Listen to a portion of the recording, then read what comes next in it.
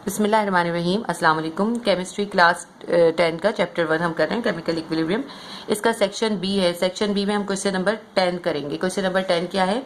Right equilibrium constant expression for the following equations. हमें 3 equation दी, इन तीनों के आपने इक्विलिब्रियम कांस्टेंट यानी केसी लिखना है। ठीक है, हमें केसी निकालना है सबका। तो केसी विल बी इक्वल्स टू, हमें पता है केसी किसके बराबर होता है? प्रोडक्ट को हम डिवाइड करते हैं, प्रोडक्ट और रिएक्टेंट का रेशो होता है केसी। ठीक है जी। तो इसमें प्रोडक्ट क्या है हमारे पास? ये हमारे पास रिएक्टेंट है, और देखें राइट हमारे राइट हैंड पे होती है प्रोडक्ट और लेफ्ट पे होते हैं रिएक्टेंट। तो जो हमारे ऊपर क्या आएगी, यहाँ पे प्रोडक्ट आएगी और नीचे क्या आएगा? रिएक्टेंट। यहाँ हमने केसी लिखा। प्रोडक्ट जो है हमारी क्या है? NO2 लिखा, और ये हमने ब्रैकेट दिए मोलर कॉन्सेंट्रेशन के, और इसके साथ जितने भी नंबर ऑफ मोल या एक्टिव मैस भी कहते हैं इसको, नंबर ऑफ मोल भी कहते हैं, वो जो होंगे वो यहाँ पे इसके ऊपर जाके पावर बन जाएंगे या कोशेंट बन जाएंगे। सही। इसके बाद हम नीचे लिखते हैं रिएक्टेंट। रिएक्टेंट हमारे पास क्या है? N2 है, ये मोलर कॉन्सेंट्रेशन के ब्रैकेट दिए, और O2, तो इन दोनों के दरमियान हमने ब्रैकेट के दरमियान कुछ भी नहीं दिया, इसका मतलब ये दोनों मल्टीप्लाई हो रहे हैं। फिर हमने O2 दिया। अच्छा, अब N2 के साथ देखें कितने नंबर ऑफ मोल है? कोई भी नहीं है, इसलिए 1 ही आएगा। 1 शो करना, लिखना जरूरी नहीं है। O2 के साथ कितने हैं? 2 नंबर ऑफ मोल, या इसका एक्टिव मैस कितना है? 2 है, तो हम यहाँ पे 2 लिख देंगे। बस ये हमारी केसी की इक्वेशन बन गई। सिर्फ हमें ये इसी तरह शो करना था, तमाम इक्वेशन को हमें ऐसे ही शो करना है। बहुत ही आसान सा तरीका है। अब हम नेक्स्ट देखते हैं। इसके अंदर भी हम लिखते हैं केसी इज इक्वल्स टू प्रोडक्ट। अब हमने ये लिख लिया, इसको दोबारा लिखने की ज़रूरत नहीं है, लेकिन चलिए मैं लिख देती हूँ। Product divided by reactant. Product को रिएक्टेंट से हम डिवाइड करेंगे। हम यहाँ पे लिखते हैं KC will be equals to, product हमारी क्या है? NH3 हमारी प्रोडक्ट है, तो हमने NH3 लिखा, मोलर कॉन्सेंट्रेशन के ब्रैकेट बनाए, और इसके साइड में क्या है? कितने नंबर ऑफ मोल या एक्टिव मैस है? वो है 2, तो ये 2 इसकी पावर बन गई। इसके बाद हमने ये डिवाइड का साइन डाला। अब रिएक्टेंट नीचे लिखने। रिएक्टेंट हमारे पास है नाइट्रोजन N2 है, और इसके साथ कोई भी नंबर ऑफ मोल नहीं है, इसलिए कुछ भी नहीं लिखा, 1 ही है। अब उसके बाद है हाइड्रोजन, ये मोलर कॉन्सेंट्रेशन के ब्रैकेट दिए, ये जो ब्रैकेट है ये मोलर कॉन्सेंट्रेशन शो करते हैं। और H2 के साथ कितने है? 3 है, तो 3 यहाँ पे पावर या क्वोशिएंट बन गया। ठीक है, ये हमारी केसी की जो है एक्सप्रेशन बन गई। ठीक है, एक एक्सप्रेशन, दूसरी एक्सप्रेशन, अब थर्ड एक्सप्रेशन है। 3 दी थी इन्होंने हमें, हम वही लिखेंगे। KC is equals to product divided by reactant. KC जो होता है प्रोडक्ट और रिएक्टेंट का रेशो होता है एट इक्विलिब्रियम पे। अब हम लिख लेते हैं केसी।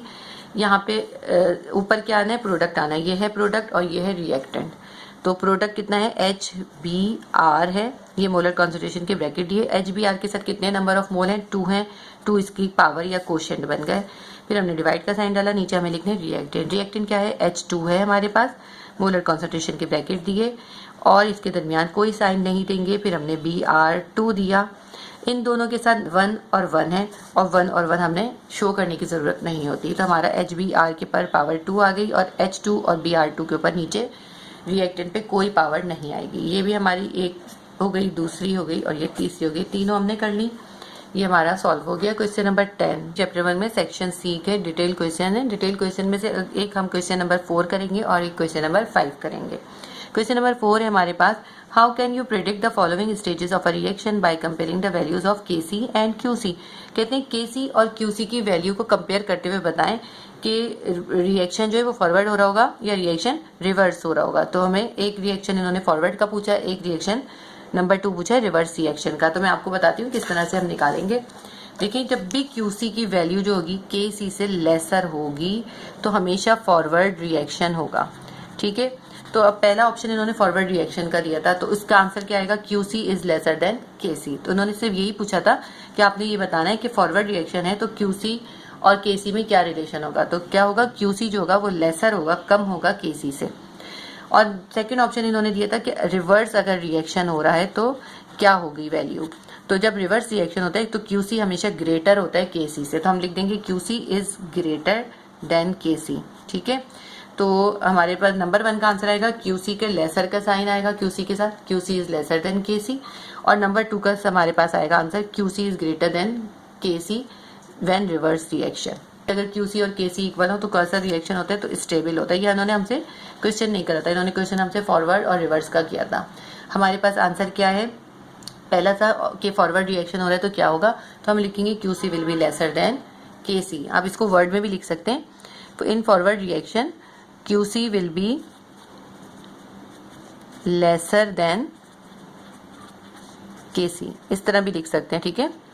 और इन रिवर्स रिएक्शन ऑप्शन 2 था हमारे पास, रिवर्स रिएक्शन हो रहा है तो क्या होगा, तो QC will be greater than, QC जो है वो ग्रेटर होगा देन KC से। ये हमारा हो गया question number 4 solve. Section C के डिटेल क्वेश्चन में क्वेश्चन नंबर 5 करेंगे। Predict which system at equilibrium will contain maximum amount of product. इन्होंने कहा है कौन सा सिस्टम होगा जिसमें इक्विलिब्रियम के अंदर, यानी कि इक्विलिब्रियम की कंडीशन होगी तो मैक्सिमम अमाउंट ऑफ प्रोडक्ट होगी। And which system will contain maximum amount of reaction. इन्होंने 2 रिएक्शन दिए, हमसे पूछे कौन से रिएक्शन में मैक्सिमम अमाउंट ऑफ प्रोडक्ट होगी और कौन से रिएक्शन में मैक्सिमम अमाउंट ऑफ रिएक्टेंट होगी। इक्वेशन इन्होंने हमें दी है 2 mole of carbon dioxide, reversible reaction 2 mole of carbon monoxide plus 1 mole of oxygen. जब हमने इसको चेक करते हैं तो हमारे पास ये इक्वल है, यहाँ पे 2 मोल कार्बन के, यहाँ पे 2 मोल कार्बन के, यहाँ 2 2 4 मोल ऑक्सीजन के, यहाँ पे 2 है और यहाँ पे 2 है, 2 और 2 4, तो ये बैलेंस है, तो इसका मतलब है KC है। अब इन्होंने हमें KC की वैल्यू दी है 3.1 × 10 की पावर -18 मोल डॉट DM-3, और हमसे इन्होंने क्वेश्चन ये पूछा, आपने ये बताना है कि जब KC की वैल्यू ये है तो इसमें प्रोडक्ट की मैक्सिमम अमाउंट होगी या रिएक्टेंट की होगी, हमें सिर्फ ये बताना है। तो आप ये याद रखें कि KC जब ग्रेटर होता है तो प्रोडक्ट की जो अमाउंट होती है वो ग्रेटर होती है, तभी तो वो रिवर्स होना शुरू होती है। जब प्रोडक्ट ज़्यादा हो जाती है ना, प्रोडक्ट की अमाउंट ज़्यादा हो जाती है तो KC की अमाउंट ज़्यादा हो जाती है, और जब KC ज़्यादा हो जाता है तो फिर रिवर्सिबल रिएक्शन शुरू हो जाता है। तो अब हमें बहुत सिंपल सा है, हमें इक्वेशन की ज़रूरत है, हमें सिर्फ KC की वैल्यू को देखना है तो हम बता सकते हैं कि रिएक्शन जो है वो रिवर्स हो रहा है या फॉरवर्ड हो रहा है। उन्होंने क्वेश्चन में हमसे ये पूछा है कि आप ये बताएं कि इस रिएक्शन में और इस रिएक्शन में कौन से रिएक्शन में प्रोडक्ट की अमाउंट ज़्यादा होगी या रिएक्टेंट की ज़्यादा होगी।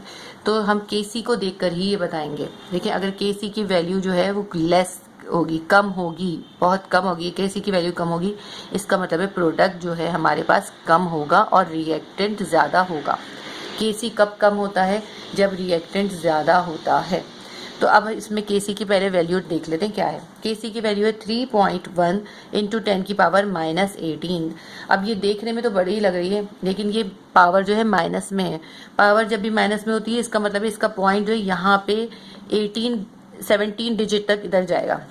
मैं आपको इसको बना के दिखाती हूँ। 0.1 0 1 2 3 4 5 6 7 8 9 10 11 12 13 14 15 16 और ये हो गया 17 और फिर आएगा 3, ठीक है। यहाँ पॉइंट आएगा, यानी इस पॉइंट को आप -18 का मतलब है इस साइड पर इतने सारे 17 जीरो ऐड करेंगे। कितनी छोटी वैल्यू है, laser.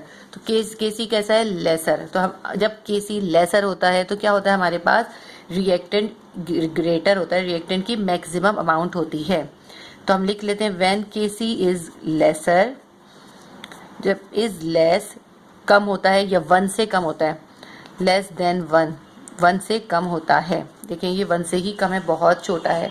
When KC is less than 1 then reactant will be maximum amount, will be in maximum amount, ठीक है। तो रिएक्टेंट जो है मैक्सिमम होगा जब जो KC जो है वो लेसर देन 1 होगा, या KC की वैल्यू अगर बहुत छोटी होगी तो reactant will be maximum and product will B minimum. तो इसका आंसर आ गया। इसके अंदर जो है हमारे पास KC की वैल्यू बहुत छोटी थी, इसलिए हमें पता चल गया कि इसके अंदर हमारे पास रिएक्शन के टाइम जो रिएक्शन है, इस रिएक्शन में रिएक्टेंट ज़्यादा है और प्रोडक्ट कम है। नंबर 2 देखते हैं। ये भी एक जो है इन्होंने बैलेंस इक्वेशन ही दी हुई है, हमें बैलेंस करने की ज़रूरत नहीं है। और इसमें दिया हुआ है हमें 2O3 रिवर्सिबल रिएक्शन 3O2 बना रहे हैं। तो KC की वैल्यू इसमें दी है 5.9 × 10 की पावर 55 मोल डॉट DM-3। तो आप बहुत सिंपल सा हमने देखना है KC की वैल्यू कितनी बड़ी है, प्लस में पावर है, इसका मतलब है इसके साथ इतने सारे आगे जीरो ऐड होंगे, ठीक है, कितने सारे 54 जीरो ऐड होंगे, तब कितनी बहुत बड़ी अमाउंट बन जाएगी। तो KC इज ग्रेटर, जब K ग्रेटर देन 1 या यूं कह लें KC की जब वैल्यू ज़्यादा होगी तो हमेशा प्रोडक्ट ज़्यादा होगी। तो आंसर हम क्या लिखेंगे, as KC is greater than 1, या यूं भी लिख सकते हैं हम इसको कि as the value of KC is greater than 1। Then 1 लिखे बगैर भी आपका काम चल सकता है और देन 1 भी लिख सकते हैं, क्योंकि ये एक जो है ना KC की जो हमने कैरेक्टरिस्टिक पढ़ी थी उसमें था ये वाला कैरेक्टरिस्टिक। जब KC 1 से ज़्यादा होगा then the product will be maximum, the product will be maximum, ठीक है। सो इन दिस रिएक्शन जो हमें रिएक्शन गिव किया है, KC इज ग्रेटर, KC जो है वो बड़ा है, the product will be maximum, ठीक है, greater and the product will be maximum, ज़्यादा से ज़्यादा होगा, ठीक है। हमने बता दिया इस रिएक्शन में KC की वैल्यू ग्रेटर है इसलिए इसके अंदर प्रोडक्ट ग्रेटर होगा। इसमें हमने बता दिया KC की वैल्यू जो है लेसर है इसलिए रिएक्टेंट मैक्सिमम होगा। उसको भी हम इस तरह से ही लिख देते हैं, इन दिस रिएक्शन, इस रिएक्शन में KC इज स्मॉलर, KC बहुत छोटा है, so the reactant are maximum, तो रिएक्टेंट जो है वो मैक्सिमम होगा। देखिए कितने आसान से थे, सिर्फ समझ के करने वाली बात है। सिर्फ आपने कुछ पॉइंट जो मैंने आपको एक इम्पॉर्टेंट सारे पॉइंट KC के लिखवाए थे ना, ये सब इसमें यूज हो रहे हैं। मैंने ये वाला पॉइंट भी आपको लिखवाया था, ये जो अभी करवाया है, और ये वाले पॉइंट भी लिखवाए थे, ये वाले, तो उसमें इसीलिए लिखवाए थे कि सारे आपको इससे ब्लैंक करने और क्वेश्चन आंसर करने आ जाते हैं। तो अगर आपने वो समझे हुए होंगे तो आपको ये करने आसान होंगे, वरना आप वीडियो को ज़रूर जाके देख लीजिएगा, आपको समझ में आ जाएगा। प्लीज़ आप वीडियो को लाइक ज़रूर किया कीजिए, इतनी मेहनत से हम वीडियो बनाते हैं, आप लाइक कर दिया करें ताकि हमें भी मोटिवेशन मिले और हम आपके लिए और भी इससे ज़्यादा अच्छी वीडियोस बना सकें। अल्लाह हाफिज़।